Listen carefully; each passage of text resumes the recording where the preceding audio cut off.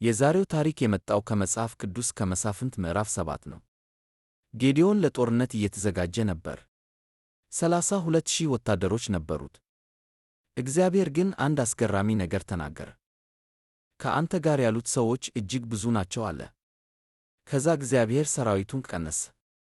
መጀመሪያ 22,000 ቀረ። ከዛ 10,000 ብቻ ቀረ። ከዚያም እግዚአብሔር ሰራዊቱን እንደገና ቀነሰ። ሰዎቹ ውሃ እንዴት እንደሚጠጡ ተመለከተ።